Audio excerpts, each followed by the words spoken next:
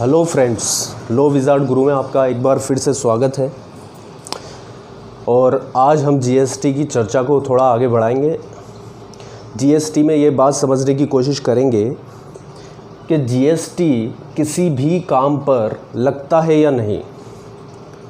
मैं ये कहना चाहूँगा कि यदि एज ए प्रैक्टिसिंग प्रोफेशनल, चाहे आप चार्टर्ड अकाउंटेंट हो, कंपनी सेक्रेटरी हो या कॉस्ट मैनेजमेंट अकाउंटेंट हैं, आपके पास यदि कोई क्लाइंट आता है और आपसे पूछता है कि सर मेरे काम पर जीएसटी लगेगा या नहीं लगेगा, मैं ये सर्टेन गुड्स, आर्टिकल्स और थिंग्स बनाता हूँ, बेचता हूँ, क्या मेरे इस काम पर जीएसटी लगेगा? तो सर उस क्वेश्चन का आप जवाब किस तरह से देंगे? आप डायरेक्टली तो बोल नहीं सकते कि हाँ भाई, आप जैसे लेट एग्जांपल ये कैलकुलेटर कैलसी बनाते हैं या लैपटॉप बनाते हैं, तो सर आपके काम पर इतने % से जीएसटी लगेगा और आपको गवर्नमेंट को टैक्स देना पड़ेगा। भाई एज ए प्रोफेशनल आप प्रोफेशनल मैनर में ही उसे सब चीज़ों को क्लियर करेंगे, है ना। तो सर जीएसटी में कुछ प्रिंसिपल्स हैं, उसके बेसिस पर ही आप चेक कर सकते हैं कि उस बंदे पर जीएसटी की लायबिलिटी आती है या नहीं आती। वो बंदा जीएसटी के अंदर रजिस्टर्ड है या वो बंदा जीएसटी के अंदर जीएसटी के लिए लायबल होगा या नहीं होगा। ओके सर, ठीक है सर। तो सर वो चीज़ कैसे डिसाइड की जाए, कैसे चेक की जाएगी, जिसके बेसिस पर एज ए प्रोफेशनल हम उसे एडवाइस दें कि भाई आपका ये जो गुड्स है, आर्टिकल है, उस पर जीएसटी लगेगा और इस रेट से लगेगा, इस टाइम पर लगेगा, इतना आपको पेमेंट करना पड़ेगा, इस ड्यू डेट तक आपको पेमेंट करना पड़ेगा, ये रिटर्न्स आपको फाइल करने पड़ेंगे। तो सर इतनी बातें आप कर कब पाएंगे जहां आप पहले ये डिसाइड कर पाएँ कि वो जो गुड्स और आर्टिकल बना रहा है आपका क्लाइंट, उस गुड्स और आर्टिकल पर जीएसटी लगता भी है या नहीं लगता है। तो सर 1 बाय 1 चेक पॉइंट्स मैंने दिए हुए हैं जिसे हम समझने की यहाँ पर कोशिश करेंगे। मैंने एक क्लाइंट बताया जो प्रोफेशनल्स के पास गया है, chartered accountant, company secretary, cost management accountant के बाद कंसल्टेंसी के लिए, कि सर मेरे गुड्स पर जीएसटी लगता है या नहीं, और लगता है तो मुझे किस रेट से देना पड़ेगा, कब तक मुझे रजिस्ट्रेशन कराना पड़ेगा, रजिस्ट्रेशन कराना भी है या नहीं कराना है, बताइए। तो सर सबसे पहले एज ए प्रोफेशनल कंसल्टेंट आप उसे कंसल्ट करेंगे, चेक करेंगे, पहले बताएंगे, पूछेंगे कि वो जो गुड्स बनाता है या मैन्युफैक्चर करता है या सेल करता है, या जिस गुड्स में वो डील करता है या जिस सर्विसेज में वो डील करता है, जिस तरह की सर्विसेज वो प्रोवाइड करता है, या दोनों कंपोजिट सप्लाई करता है तो गुड्स और सर्विसेज दोनों प्रोवाइड करता होगा। तो वो गुड्स या फिर वो सर्विसेज क्या गुड्स की डेफिनेशन में कवर्ड है या सर्विस की डेफिनेशन में कवर है जो जीएसटी के अंदर दी हुई है? गुड्स की डेफिनेशन में कवर है, सर्विसेज की डेफिनेशन में कवर है जो जीएसटी में दी हुई है। तो एज ए प्रोफेशनल मैं बुक को खोलूँगा, चेक करूँगा, और प्रैक्टिसिंग प्रोफेशनल तो मुझे याद होगा कि ये गुड्स की डेफिनेशन कवर है या नहीं। वैसे चेक करने के लिए आपको देखना पड़ेगा section 2 clause 52 of CGST act 2017। वहाँ पर गुड्स को डिफाइन किया गया है कि गुड्स में क्या क्या चीज़ें कवर है, ठीक है। सर्विसेज को डिफाइन किया गया है सेक्शन 2 क्लॉज 102 के अंदर ऑफ सीजीएसटी एक्ट। तो सर आप यदि स्पेसिफाइड जो गुड्स की डेफिनेशन दी गई है वो गुड्स बनाते हैं या उसमें डील करते हैं, या स्पेसिफाई की गई डेफिनेशन में स्पेसिफाई की गई सर्विसेज में डील करते हैं या उन्हें प्रोवाइड करते हैं, तो सर हम चेक पॉइंट सेकंड पे जाएंगे। यदि आप उन डेफिनेशन में फॉल होने वाले गुड्स और सर्विसेज को प्रोवाइड ही नहीं करते हैं, उसमें डील ही नहीं करते हैं, तो सर आप पर जीएसटी कोई ही नहीं लगा सकता, आप पर जीएसटी लगेगा ही नहीं, ठीक है। यदि आप स्पेसिफाइड किए गए गुड्स और सर्विसेज जो डेफिनेशन में फॉल होता है, स्पेसिफाई की गई डेफिनेशन में आपका गुड्स या सर्विसेज फॉल होता है जिसमें आप डील करते हैं, यस, तो आप चेक कीजिए, आगे चेक कीजिए। यदि डील नहीं करता है तो no question of GST, yes sir. यदि डील करते हैं तो हम पूछेंगे हमारे क्लाइंट से कि जो गुड्स आप बनाते हैं, सर्विसेज आप बनाते हैं, उसे हमें चेक करना है कि क्या वो एक्चुअल में सप्लाई है, क्योंकि मैंने आपको बताया था दोस्तों, जीएसटी एक इवेंट पर लगता है, उस इवेंट का नाम है सप्लाई। 17 तरह के इनडायरेक्ट टैक्सेस पर 17 तरह के इवेंट्स होते थे, वहाँ पर 17 तरह के इनडायरेक्ट टैक्स लगा करते थे, सेल्स पर, मैन्युफैक्चरिंग पर, एक्सेट्रा एक्सेट्रा। जीएसटी ने उन सभी को बोला है वेट, उन सभी को बोला है सप्लाई। सेल्स, इंपोर्ट, एक्सपोर्ट, इन सभी को मिला जुला के सप्लाई बोला। तो सर सप्लाई क्या होगा? सप्लाई डिफाइन है सेक्शन 7 ऑफ सीजीएसटी एक्ट के अंदर। जो गुड्स आप बनाते हैं या जिस गुड्स में आप डील करते हैं, क्या उसकी आप सप्लाई भी कर रहे हैं? ये गुड्स यहाँ पर रखा हुआ है सर, ये आर्टिकल, ये कैलकुलेटर है। अब ये सप्लाई कब हुआ माना जाए वो सेक्शन 7 बताएगा। और मोटा मोटी मैं आपको बता दूं कि यदि इसमें मूवमेंट है, यदि ये मूवेबल गुड्स है तो ही सप्लाई में कवर होगा। फिर आगे बताया कि मूवेबल क्या होता है, मूवेबिलिटी का मतलब क्या होता है, मूवेबल एज सच, यदि ये ऐसा का ऐसा ही मूव होता है तो वो मूवेबल कहलाएगा। यानी इसमें मूवमेंट के लिए किसी भी तरह का ऑल्ट्रेशन करने की ज़रूरत ना पड़ी हो तो वो मूवेबल है सर। Yes sir. तो कोई भी गुड्स जो मूवेबल है वो सेक्शन 7 में, यदि उसको सप्लाई किया जाता है, यदि उसको मूव किया जाता है, यदि उसमें मूवमेंट है यदि उससे रिलेटेड किसी एक्टिविटी में मूवमेंट है तो वो सप्लाई में कवर होगा। वो गुड्स की डेफिनेशन में देखेंगे, डेफिनेशन का चैप्टर है, पूरा डिटेल में देखेंगे।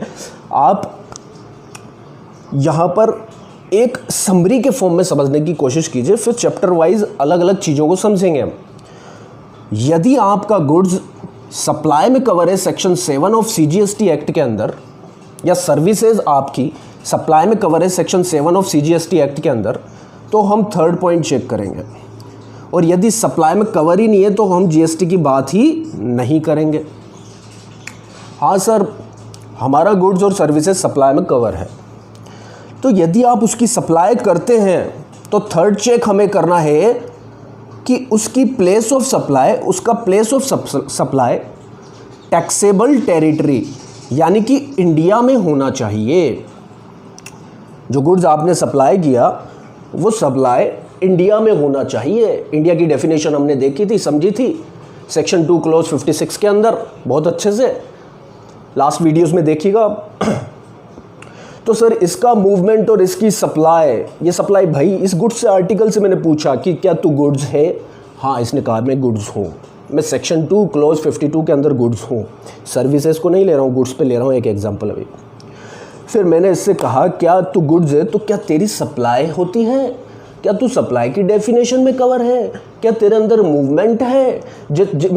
मैं तुझ में डील करता हूँ, तेरे सेल परचेज में डील करता हूँ, तो क्या तेरा मूवमेंट होता है? हाँ, मूव्ड एज सच होता है, मूवमेंट होता है। तो उसने कहा सप्लाई में भी कवर है। ठीक है, थर्ड पॉइंट चेक करेंगे। अब नहीं बच सकता तू, तीसरा, चौथा, पांचवा पॉइंट, यदि 5 तक तू पूरी तरह से क्राइटेरिया में फुलफिल हो गया ना, तो भगवान श्री कृष्ण भी आ जाए ना, तो तुझ पर जीएसटी लगने से बचा नहीं सकते, तुझ पर जीएसटी लगेगा ही लगेगा भैया। 2 पॉइंट में तो तू चेक हो गया।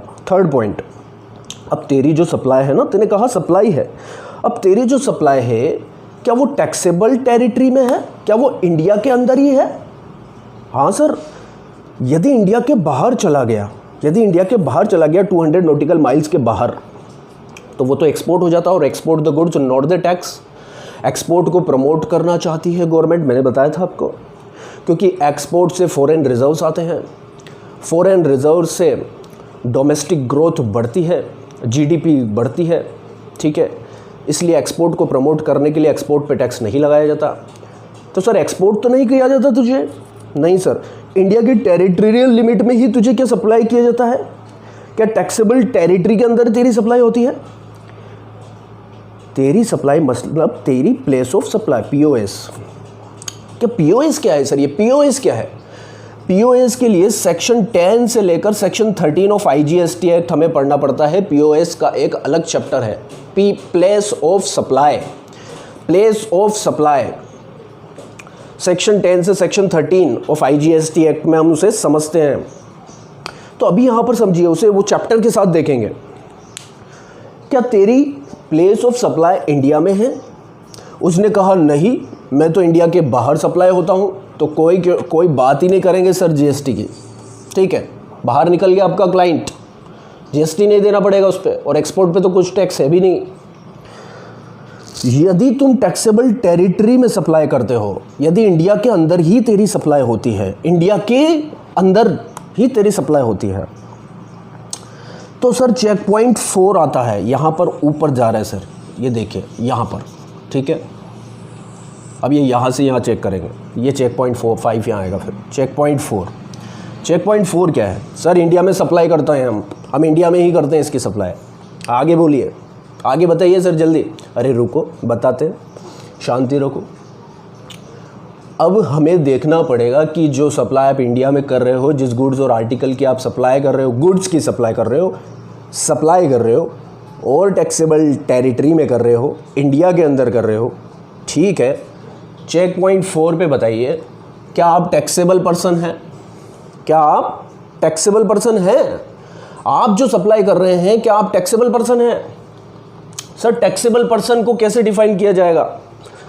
टैक्सेबल पर्सन का मतलब, सर टैक्सेबल पर्सन का मतलब होता है एक ऐसा व्यक्ति जो जीएसटी में रजिस्ट्रेशन करा लेता है। एक ऐसा व्यक्ति जो जीएसटी में रजिस्ट्रेशन करा लेता है वो टैक्सेबल पर्सन हो जाता है। रजिस्ट्रेशन किसको कराना चाहिए, किसे नहीं कराना चाहिए, उसके लिए अलग से वीडियो डालूंगा।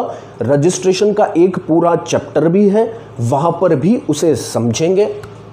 बट अभी ध्यान रख लीजिए कि जो व्यक्ति रजिस्ट्रेशन करा लेता है जीएसटी के अंदर, वो टैक्सेबल पर्सन हो जाता है, यानी उसे अब टैक्स देना ही पड़ेगा, ठीक है।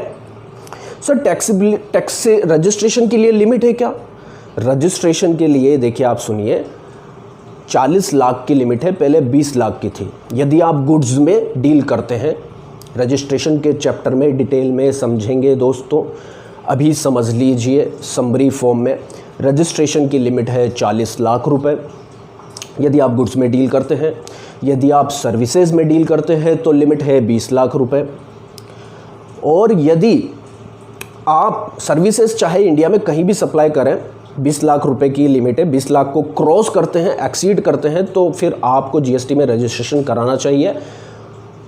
और यदि गुड्स में डील करते हैं तो 40 लाख से ऊपर की सप्लाई करते हैं यदि एक फाइनेंशियल ईयर में, तो जीएसटी में रजिस्ट्रेशन कराना चाहिए।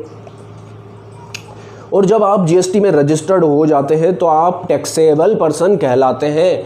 अब आप 1 रुपये की भी सप्लाई करेंगे तो उस पर टैक्स लगेगा, ठीक है। अब गुड्स के रेस्पेक्ट में ध्यान देना, कुछ स्टेट्स को एग्जम्पशन दी गई है। यदि उस स्पेसिफाइड स्टेट्स में गुड्स की सप्लाई करते हैं तो लिमिट 20 लाख है, और कुछ स्पेसिफाइड स्टेट्स में गुड्स की सप्लाई करते हैं तो लिमिट 10 लाख है। वो स्टेट्स क्या क्या है वो रजिस्ट्रेशन के चैप्टर में देखेंगे, ठीक है। कई लोगों को ये मिथ होता है, गलत फहमी होती है कि जो थ्रेशोल्ड लिमिट है वो 40 लाख है। सर मैं आपको बता दूं, इनकम टैक्स में थ्रेशोल्ड लिमिट है, कस्टम में थ्रेशोल्ड लिमिट है, जीएसटी में कोई थ्रेशोल्ड लिमिट नहीं है। आप 1 रुपये की भी सप्लाई करेंगे ना तो आप पर जीएसटी लगेगा। बट लिमिट है रजिस्ट्रेशन की, रजिस्ट्रेशन की लिमिट है 40 लाख, 20 लाख और 10 लाख, ओके। पर टैक्स की कोई थ्रेशोल्ड लिमिट नहीं है, टर्नओवर की कोई थ्रेशोल्ड लिमिट नहीं है। Once you get registered you will have to pay the GST. कोई रोक नहीं सकता, भगवान श्री कृष्ण भी नहीं रोक सकते जब तक चेक पॉइंट नंबर 5 में बाहर नहीं हो जाते, क्योंकि चेक पॉइंट नंबर 4 में तो आप टैक्सेबल पर्सन बन ही गए, ओके सर। तो सर एक बात बताइए, यदि आप टैक्सेबल पर्सन बन गए, हाँ एक बात और, यदि रजिस्ट्रेशन की लिमिट से ज़्यादा आपका टर्नओवर नहीं है, उसके नीचे ये 10 लाख, 5 लाख, 6 लाख, 4 लाख का टर्नओवर है आपका, फिर भी आप रजिस्ट्रेशन करा लेते हैं। क्योंकि देखिए रजिस्टर्ड पर्सन की डेफिनेशन में लिखा हुआ है, टैक्सेबल पर्सन की डेफिनेशन में लिखा हुआ है, taxable person is a person who is liable to get himself registered under the GST act और who is get registered himself under the GST act. तो लाइबल टू गेट रजिस्टर्ड इस बात के लिए कहा गया है, रजिस्ट्रेशन की लिमिट के लिए, 40 लाख, 10 लाख, 20 लाख के लिए। यदि उससे ज़्यादा क्रॉस हो जाते हैं आपका टर्नओवर एक फाइनेंशियल ईयर में, तो you are liable to get registered under the GST. But एक बात और कही गई है who is registered under the GST। तो ये दूसरी बात क्यों कही गई सर? ये इसलिए कही गई क्योंकि कुछ लोग टर्नओवर की लिमिट से ज़्यादा क्रॉस नहीं होते, फिर भी वो रजिस्ट्रेशन कराते हैं कुछ बेनिफिट्स लेने के लिए। अलग से वीडियो बनाऊंगा रजिस्ट्रेशन पर, बताऊंगा रजिस्ट्रेशन का बेनिफिट होता क्या है, क्यों कराते हैं लोग रजिस्ट्रेशन। उनका टर्नओवर लिमिट क्रॉस नहीं होता फिर भी वो रजिस्ट्रेशन कराते हैं। ITC का बेनिफिट लेने के लिए, इनपुट टैक्स क्रेडिट का बेनिफिट लेने के लिए। हाँ सर। तो सर यदि वो टैक्सेबल पर्सन हो गया, बिल्कुल सर आप टैक्सेबल पर्सन हैं, ठीक है। मान लीजिए आपकी टर्नओवर लिमिट भी ज़्यादा है और टैक्सेबल पर्सन होने के लिए तो रजिस्ट्रेशन की अनिवार्यता है, चाहे वो लिमिट ज़्यादा हो या ना हो, और आपने रजिस्ट्रेशन करा रखा है GST के अंदर। आपकी टर्नओवर की लिमिट भी 40 लाख से ज़्यादा थी, 20 लाख 10 लाख ऐसे केस में भी, और आपने रजिस्ट्रेशन भी ले रखा है GST के अंदर। बहुत ही अच्छी बात है सर। तो बात कीजिए यस, तो चेक पॉइंट नंबर 5 पर चेक करेंगे चीज़ों को। यदि आप रजिस्टर्ड पर्सन नहीं है, टैक्सेबल पर्सन नहीं है, तो GST की बात करेंगे ही नहीं। देखिए काटा मार दिया मैंने। यदि आप रजिस्टर्ड पर्सन हैं तो GST की बात कीजिए। चेक पॉइंट नंबर 5 पर जाके पूछिए और देखिए मतलब प्रोफेशनल देखेगा, हम देखेंगे, क्योंकि एक GST के अंदर एग्जम्पशन का चैप्टर होता है, उसमें कुछ गुड्स और सर्विसेज को डिफाइन किया गया है, लिस्ट आउट किया गया है कि ये गुड्स और सर्विसेज आप सप्लाई करते हैं ना, तो इन पर कोई GST नहीं लगेगा। तो वो सबसे लास्ट में मैं देखूंगा।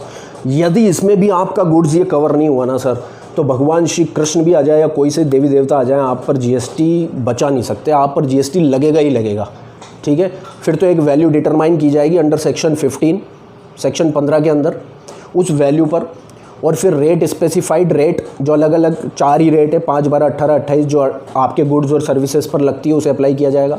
फिर असेसेबल वैल्यू कैलकुलेट की जाएगी और फिर GST आपको देना ही पड़ेगा डिपार्टमेंट में।